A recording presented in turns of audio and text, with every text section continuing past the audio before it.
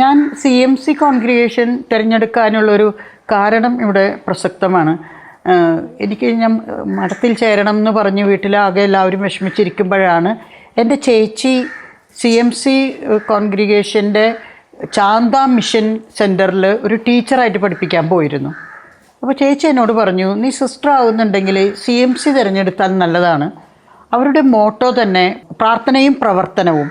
അപ്പോൾ നമുക്ക് ഊർജം കിട്ടാനായിട്ട് പോയി ദൈവത്തിൻ്റെ അടുത്ത് പോയി പ്രാർത്ഥിക്കുക, അത് കഴിഞ്ഞ് നല്ല പ്രവർത്തനങ്ങൾക്ക് ഇറങ്ങുക.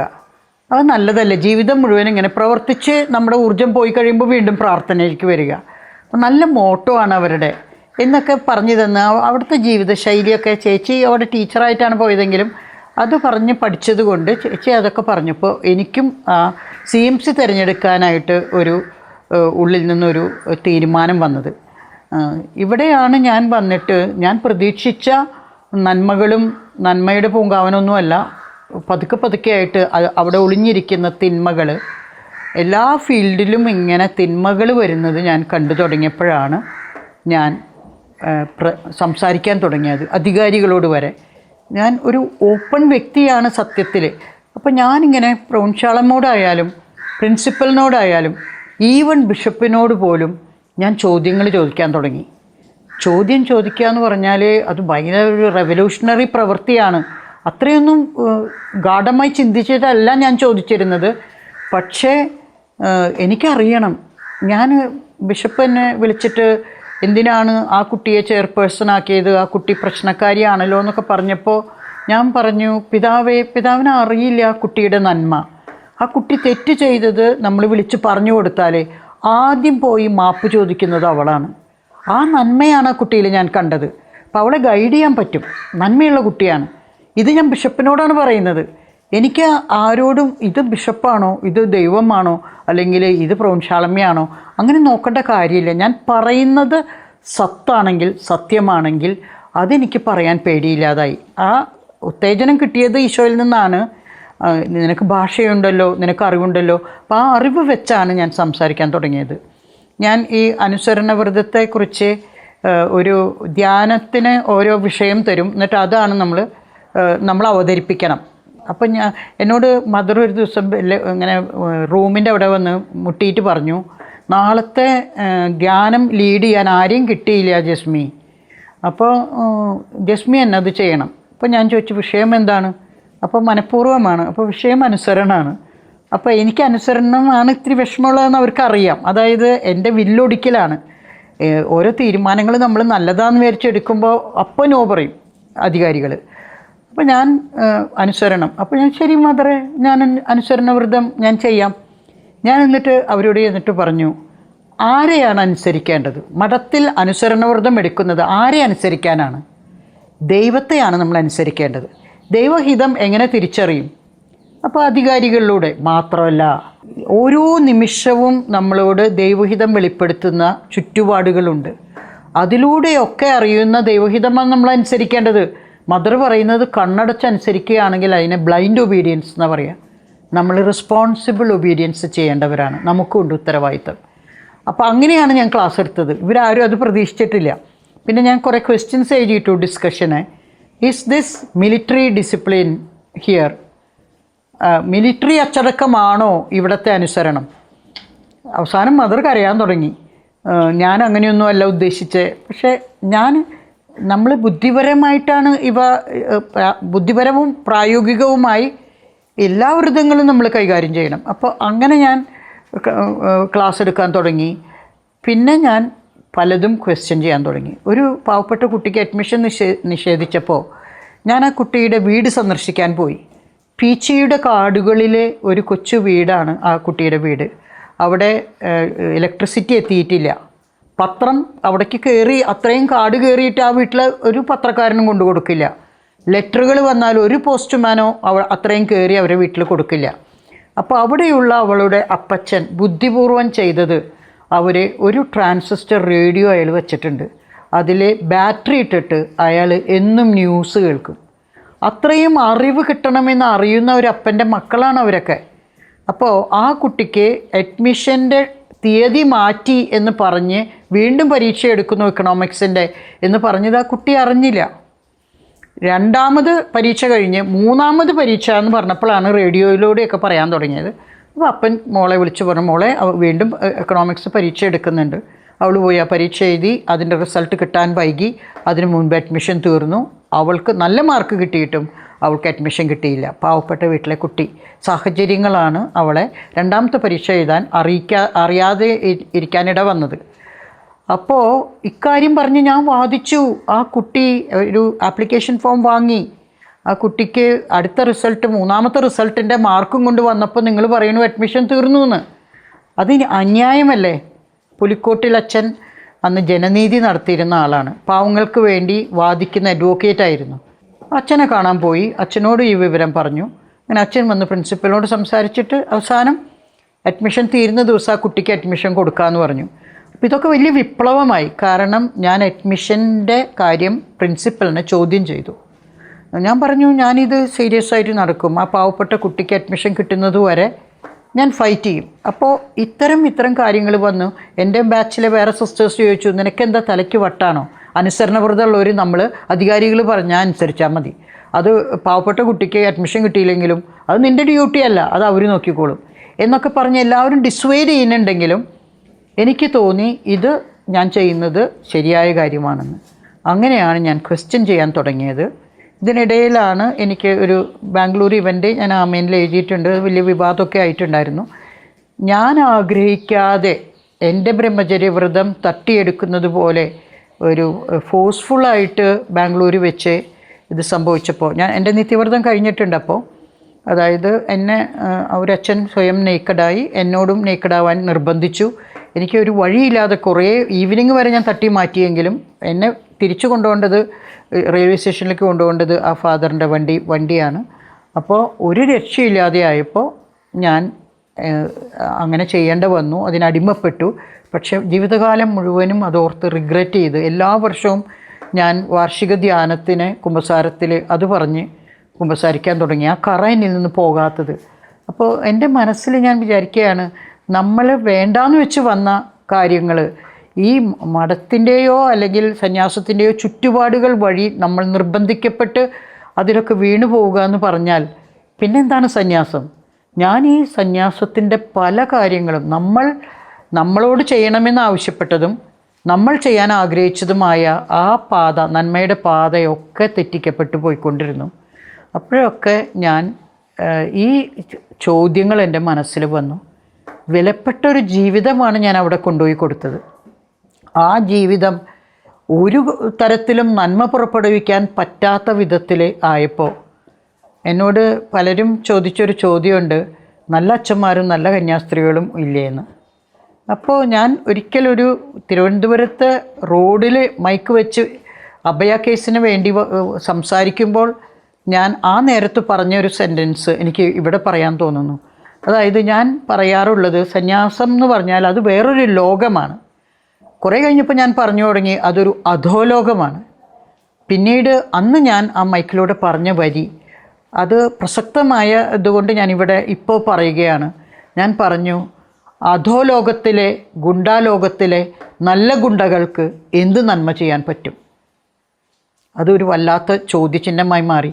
ഇപ്പോഴും അകത്തുള്ള അച്ഛന്മാരും നല്ല അച്ഛന്മാരും നല്ല സിസ്റ്റേഴ്സുമായിട്ട് എനിക്കിപ്പോഴും കോണ്ടാക്റ്റ് ഉണ്ട്. എനിക്ക് അവരോട് സഹതാപമാണ്. അവർ രക്തസാക്ഷികളായിട്ട് മാറുകയാണ്. അവരാണ് ഏറ്റവും അധികം സഹിക്കുന്നത്. നന്മ ചെയ്യാൻ ആഗ്രഹിക്കുകയും നന്മ ചെയ്യാൻ പറ്റാതിരിക്കുകയും ചെയ്ത് അതിനുള്ളിൽ കിടന്ന് വീർപ്പ് മുട്ടി വിഷമിക്കുക, ജീവിതം പാഴാക്കുക ആണ് എന്ന്. അച്ഛന്മാർക്ക് കുറച്ചും കൂടി ഫ്രീഡം ഉണ്ട്. അവർ എന്തൊക്കെ പറഞ്ഞാലും അനുസരണവ്രതം പറഞ്ഞാലും അവർക്ക് വേറെ വഴികളിലൂടെ അവരുടെ ആഗ്രഹങ്ങൾ ചെയ്യാൻ സാധിക്കും. സിസ്റ്റേഴ്സിനൊന്നും പറ്റില്ലല്ലോ. അവരാണ് ഏറ്റവും കൂടുതൽ ബന്ധനാവസ്ഥയിലായിരിക്കുന്നത്. അപ്പോൾ ഇങ്ങനെ കുറേ ചോദ്യങ്ങൾ പുറത്തിറങ്ങിയതിന് ശേഷം ഒരുപാട് ക്വസ്റ്റ്യൻസ് എൻ്റെ മനസ്സിൽ വന്നത്. ഒരെണ്ണം ഇങ്ങനെയാണ്, ധൈര്യമില്ലാതെ ഒരു അയോട്ട, ഒരു കണിക നന്മ ചെയ്യാൻ ഒരാൾക്കും കഴിയില്ല. ഞാൻ വെല്ലുവിളിക്കുന്നു. ഞാൻ എൻ്റെ ടോക്കുകളിൽ പറഞ്ഞതാണ്. ഞാൻ കണ്ടെത്തിയ ഒരു വലിയ യാഥാർത്ഥ്യമാണ്. എന്തുകൊണ്ടാണ് ഈ പുണ്യപ്പെട്ട സിസ്റ്റർമാർ, പുണ്യമുള്ളവരും അല്ലാത്തവരും, ഈ മഠത്തിനുള്ളിൽ ഇങ്ങനെ ഇടുങ്ങിക്കഴിയുന്നത്? ഏറ്റവും കൂടുതൽ ഭയമാണ് അവരുടെ ഉള്ളിൽ കേട്ടോ. നമ്മൾ എവിടെ നോക്കിയാലും ഈ ഒരു ഭയാന്തരീക്ഷമാണ്. ഇപ്പോൾ അധികാരികൾ വിളിക്കുമോ, ഇപ്പോൾ ചോദ്യം ചെയ്യാൻ വിളിക്കുമോ, ഇപ്പോൾ പണിഷ്മെൻറ്റ് കിട്ടുമോ, ഇങ്ങനെ ഭയപ്പെട്ട് കഴിയുന്ന ആളുകൾ. അപ്പോഴും ഞാൻ പുറത്തിറങ്ങിയതിന് ശേഷം പറയുന്ന ഒരു വരിയുണ്ട്, ആകെ കൂടി ഒരു സിസ്റ്റർ അഭയ ഉണ്ടായിരുന്നു, അത് മരിച്ചു അല്ലെങ്കിൽ അതിനെ കൊന്നു കളഞ്ഞു. ഇനി ഉള്ളവരൊക്കെ ഫാദർ ഭയ, സിസ്റ്റർ ഭയ, ഞാൻ ഭയം എന്നുള്ള അർത്ഥത്തിലേക്കാണ് ആ വാക്കുവിനെ കൊണ്ടുവരുന്നത്, അല്ലെങ്കിൽ ബിഷപ്പ് ഭയ. ഇവരൊക്കെ സത്യത്തിൽ ഭയപ്പെട്ടാണ് ജീവിക്കുന്നത്. ഞാൻ ബിഷപ്പ് പോലും മര്യാദയ്ക്ക് കിടന്നുറങ്ങുന്നുണ്ടോ എന്ന് ഞാൻ ചിന്തിക്കാറുണ്ട്. കാരണം എല്ലാ വഷളത്തരവും തീരുമാനങ്ങളും ചെയ്തിട്ട് എന്നിട്ടും പിന്നെയും ഈ കസേര വിടാതെ ഇങ്ങനെ ഇരിക്കുമ്പോൾ ഇതൊക്കെ ഭയപ്പെട്ടായിരിക്കും അവർ കഴിയുന്നത് എന്ന് എനിക്ക് മനസ്സിലാകുന്നുണ്ട്. അപ്പോൾ ഭയമില്ലാത്ത ഒരവസ്ഥയിലെ ശരിയായ നന്മ ചെയ്യാൻ പറ്റുള്ളൂ. ധൈര്യമില്ലാത്ത ഒരാൾക്കും ഒരു കണിക പോലും നന്മ ചെയ്യാൻ പറ്റില്ല. അതൊന്ന് ചിന്തിച്ചു നോക്കിയാൽ മതി. അപ്പോൾ എന്നോട് പലരും ചോദിച്ചു എവിടെ നിന്നാണ് ഈ ധൈര്യം കിട്ടുക എന്ന്. അപ്പോൾ ഞാൻ പുറത്തിറങ്ങിയ വലിയ ധീരവതിയാണെന്നൊക്കെയാണ് ഇപ്പോൾ മറ്റുള്ളവർ പറയുന്നത്. പക്ഷേ ഞാൻ പറയും, എന്നെ അടിക്കാൻ ഓടി വന്നപ്പോൾ ഞാൻ ഓടി രക്ഷപ്പെടുന്നതിൻ്റെ ഇടയിൽ എനിക്ക് ഓട്ട മത്സരത്തിനുള്ള അവാർഡ് കിട്ടി. ഞാൻ രക്ഷപ്പെടാൻ വേണ്ടി ഓടിയ അത് അപ്പോഴും എനിക്ക് കിട്ടിയ ഒരു ധൈര്യം. പക്ഷേ ഈ ധൈര്യം എവിടെ നിന്നാണ് കിട്ടുക എന്ന് പറഞ്ഞാൽ എല്ലാവരുടെ ഉള്ളിലും ഈ ധൈര്യമുണ്ട്.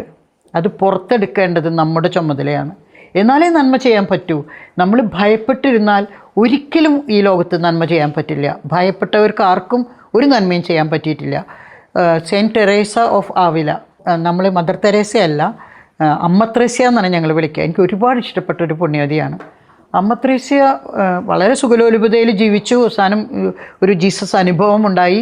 ഏറ്റവും വലിയ വിശുദ്ധയായി മാറിയത് എന്ന് പറഞ്ഞാൽ അത്രയും ഉത്തുംഗ ലെവലിലെത്തിയ ആൾ പറഞ്ഞത് ധൈര്യമില്ലാതെ നിങ്ങൾക്ക് നന്മ ചെയ്യാൻ പറ്റില്ല എന്ന്. അത് അക്ഷരാർത്ഥത്തിൽ സത്യമാണ്. പിന്നെ അമ്മ ത്രേസ്യയുടെ പേര് പറഞ്ഞപ്പോൾ എനിക്ക് ഒരു കാര്യം കൂടി പറയാനുണ്ട്. ഡോക്ടറേറ്റ് ഓഫ് ദ ചേർച്ച്, സഭയിലെ വേദപാരംഗത എന്ന ടൈറ്റിൽ കിട്ടിയിട്ടുള്ള വിശുദ്ധയാണ്. പക്ഷേ പ്രാർത്ഥനയെക്കുറിച്ച് പറയുന്നത് എന്താണെന്നറിയോ? ചൊല്ലിക്കൂട്ടുന്ന പ്രാർത്ഥനകളല്ല. നിങ്ങൾ സ്നേഹിക്കുന്ന ഒരു വ്യക്തിയുടെ കണ്ണിൽ നോക്കിയിരിക്കുന്നതാണ് പ്രാർത്ഥന. ഏറ്റവും വലിയ പ്രാർത്ഥന അതാണ്. അല്ലെങ്കിൽ നമുക്ക് സംസാരിക്കാം. സ്നേഹിക്കുന്നൊരു വ്യക്തിയുമായി നടത്തുന്ന സംഭാഷണമാണ് പ്രാർത്ഥന. ഇപ്പോൾ പ്രാർത്ഥന എന്ന് പറഞ്ഞിട്ട് കുറേ കൊന്ത ചൊല്ലുക, കുറേ കുർബാന കാണുക, ആരാധനയിൽ പങ്കെടുക്കുക, നിത്യാരാധനയിൽ പങ്കെടുക്കുക, ഇതൊക്കെയാണ് പ്രാർത്ഥന എന്ന് വിചാരിച്ച് വെച്ചിരിക്കുകയാണ്. പക്ഷേ അതൊന്നുമല്ല പ്രാർത്ഥന. പ്രാർത്ഥന ഒരു ഹോട്ട് ലൈൻ കോണ്ടാക്റ്റാണ് ദൈവവുമായിട്ട്, അല്ലെങ്കിൽ ഒരു STD കോണ്ടാക്റ്റാണ്. കുറേ നീട്ടിപ്പറയണ്ട. നീട്ടിപ്പറയുന്ന പ്രാർത്ഥനകളാണ് ഫരിസേയർ ചെയ്തതും ഈശോ വിരൽ ചൂണ്ടി അതിനെയൊക്കെ കുറ്റം പറഞ്ഞതും. ഇതൊക്കെ ദീർഘപ്രാർത്ഥനകൾ ശരിയായ പ്രാർത്ഥനയല്ല. പരസ്യപ്രാർത്ഥനകളും ശരിയായ പ്രാർത്ഥനയല്ല. ഇതൊക്കെ ആളുകളെ കാണിക്കാൻ വേണ്ടി, കയ്യടി കിട്ടാൻ വേണ്ടി ചെയ്യുന്നതാണ്. പക്ഷേ നിങ്ങളുടെ നിങ്ങളുടെ വീട്ടിലെ കതകൊക്കെ അടച്ചിരുന്ന് പ്രാർത്ഥിക്കുക എന്നുള്ള ഒരു സെൻറ്റൻസാണ് പറയുന്നത്. ഈ ഉള്ളിലൂടെ ഈ പ്രാർത്ഥനയെ പഠിപ്പിച്ചു തന്നതും വിശുദ്ധ അമ്മ ത്രേസ്യയാണ്. പക്ഷേ സഭ അതൊന്നുമല്ലല്ലോ പറയുക. ദീർഘ പ്രാർത്ഥനകളല്ലേ പഠിപ്പിച്ചു വിടുന്നത്. എനിക്ക് അതിനോട് ബന്ധപ്പെട്ട് ഒരു കാര്യം കൂടി പറയാനുണ്ട്. ഞാൻ പറയുന്നു, ജനിക്കുന്ന കുട്ടികളെ കൊണ്ടുപോയി മാമോദീസ മുക്കി, പിന്നെ അവർക്ക് വിശുദ്ധ കുർബാന അതും കൊടുത്തു. കൂദാശകൾ 7 കൂദാശയാണ്. പിന്നെ അത് കഴിഞ്ഞ് അവർക്ക് സ്ഥൈര്യലേപനം എന്ന് പറഞ്ഞ് ധൈര്യം വരുത്തുന്ന ഒരു കൂദാശ കൊടുത്തു, പരിശുദ്ധാത്മാവിനെ കൊടുക്കുന്നു എന്നൊക്കെ പറഞ്ഞ്. ഇതൊക്കെ ചെയ്യുന്നതിൽ ഞാൻ എതിരൊന്നുമല്ല. പക്ഷേ എനിക്ക് തിരുസഭയോട് ഒരു അപേക്ഷയുണ്ട്. 18 വയസ്സ് തികയുന്ന ആൺകുട്ടിയോടും പെൺകുട്ടിയോടും പറഞ്ഞു കൊടുക്കണം, നിങ്ങളുടെ ഉള്ളിൽ തന്നെയാണ് ഈ ദൈവം എന്ന് പറയുന്ന ശക്തി. നിങ്ങളുടെ ഉള്ളിലുമുണ്ട്, ഈ പ്രപഞ്ചം മുഴുവനും ഉണ്ട്. അത് റിലേറ്റ് ചെയ്യാൻ നിങ്ങൾ നോക്കിയാൽ നിങ്ങൾ നന്മയുടെ വഴിയിലൂടെ നടക്കും. ഇത് പറഞ്ഞ് പഠിപ്പിച്ച് വിടുന്നില്ല ഇവരാരും. 90 വയസ്സുള്ള എൻ്റെ അമ്മയും കൊന്തയെല്ലാം പറ്റണില്ല മോളെ, ഈശോയെ സ്നേഹിക്കാൻ പറ്റണില്ല മോളെ എന്ന് പറയുമ്പോൾ ഇവരെ പഠിപ്പിച്ചു കൊടുത്തിട്ടില്ല. കൊന്ത ചെല്ലലല്ല പ്രാർത്ഥന. അതൊന്ന് അമ്മേ ഈശോയോടൊന്ന് സംസാരിക്കുക, എൻ്റെ അടുത്ത് വായോ ഈശോയെ, എനിക്ക് ഭാഗ്യമരണം തായോ, അല്ലെങ്കിൽ എനിക്ക് ഈ വേദനയിൽ ആശ്വാസമായി നീ വരൂ എന്നൊന്ന് പറഞ്ഞാൽ അത് പ്രാർത്ഥന. അമ്മേ എനിക്കതൊന്നും അറിയില്ല. അതൊന്നും പഠിപ്പിച്ചു കൊടുത്തിട്ടില്ല, പറഞ്ഞു കൊടുത്തിട്ടില്ല. ഈ പ്രപഞ്ചത്തിലാകെ നിറഞ്ഞു നിൽക്കുന്നവനാണ് ദൈവം. നമ്മുടെ ഉള്ളിലുമുണ്ട് ഇമ്മിനൻ്റ് ഗോഡ് ആൻഡ് ഡിസ്റ്റൻറ്റ് ഗോഡ്. നമ്മുടെ ഉള്ളിലുണ്ട്, എൻ്റെ അടുത്തിരിക്കുന്ന ആളുടെ ഉള്ളിലുണ്ട്, ഈ പ്രപഞ്ചം മുഴുവനും ഉണ്ട്. അതൊന്ന് റിലേറ്റ് ചെയ്യാൻ പഠിച്ചാൽ വേറെ പ്രാർത്ഥനയുടെ ഒന്നും ആവശ്യമില്ല. ഇതാണ് പ്രാർത്ഥന. ഇതൊന്ന് പഠിപ്പിച്ചു കൊടുക്കാൻ ആരും തയ്യാറല്ല.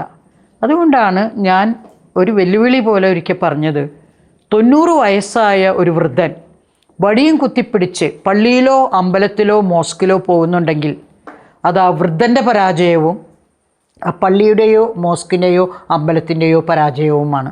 അവർ തോറ്റുപോയി. കാരണം ഈ 90 വയസ്സായിട്ടും ഈ വൃദ്ധൻ മനസ്സിലാക്കിയില്ല, എൻ്റെ ഉള്ളിൽ തന്നെയാണ് ഈ ദൈവം. ഒരു പ്രത്യേക സ്ഥലത്ത് പോണ്ട, ഒരു പ്രത്യേക പ്രാർത്ഥന നടത്തണ്ട, എൻ്റെ ഉള്ളിലുണ്ട്, അല്ലെങ്കിൽ ഈ പ്രപഞ്ചത്തിൽ മുഴുവനും ഉണ്ട്. അതിന് വടിയും കുത്തിപ്പിടിച്ച് പള്ളിയിൽ പോകേണ്ട കാര്യമില്ല. പള്ളിക്കാർ വാഴ്ത്തിപ്പുകഴ്ത്തും, 90 വയസ്സുള്ള വൃദ്ധൻ വടിയും കുത്തിപ്പിടിച്ച് വരണ കണ്ടില്ലേ. പക്ഷേ നിങ്ങൾ പറഞ്ഞു കൊടുക്കേണ്ടത് ആ വൃദ്ധനോട്, നിങ്ങളുടെ ഉള്ളിലുണ്ട് ഈ ശക്തി, ഈ ദൈവം. പള്ളിക്കാരത് ചെയ്യില്ല, കാരണം അവർക്ക് നേർച്ച കിട്ടണം, നേർച്ചപ്പണം കിട്ടണം, ബാക്കി പല കാര്യങ്ങളും ഇവരെ കൊണ്ട് സമരം ചെയ്യിക്കണം, അതിന് വിശ്വാസികളുടെ എണ്ണം വേണം, ഇതുകൊണ്ടൊക്കെ. പക്ഷേ ഇത് എൻ്റെ ഒരു അപേക്ഷയാണ് സഭയോട്. ഇന്നത്തെ കാലത്ത് ഒരുപാട് ലൈംഗിക വൈകൃതങ്ങൾ സിസ്റ്റേഴ്സിൻ്റെ ഭാഗത്തു നിന്നും അതിനേക്കാൾ കൂടുതൽ വൈദികരുടെ ഭാഗത്തു നിന്നും ഉണ്ടാകുന്നുണ്ട്. എന്നിട്ട് എല്ലാ വർഷവും മാർപ്പാപ്പ നടന്ന് ഈ പീഡോഫീലിയ, ശിശുക്കളെ ലൈംഗികമായി ദുരുപയോഗം ചെയ്തു എന്ന് പറഞ്ഞ് ആ ഫാമിലികളോടൊക്കെ മാപ്പ് ചോദിച്ച് നടക്കുക, അവർക്കൊക്കെ കുറേ പണം കൊടുക്കുക. പക്ഷെ അതുകൊണ്ടൊന്നും ആയില്ലല്ലോ. നമ്മൾ എവിടെയാണ് തടയേണ്ടത്? കുറേ പേര് ഗർഭിണികളാവുന്നു സിസ്റ്റേഴ്സ്, കുറേ പേര് അത് ഭ്രൂണഹത്യയാക്കണു, കുറേ പേര് ആത്മഹത്യ ചെയ്യണു. പിന്നെ നമുക്ക് കിണറുകളും കുളങ്ങളും ഒക്കെ കന്യാസ്ത്രീകളുടെ ജഡം കൊണ്ട് നിറയണമെന്നൊക്കെ ഉള്ളത് നമ്മൾ കണ്ടുകൊണ്ടിരിക്കുകയാണ്.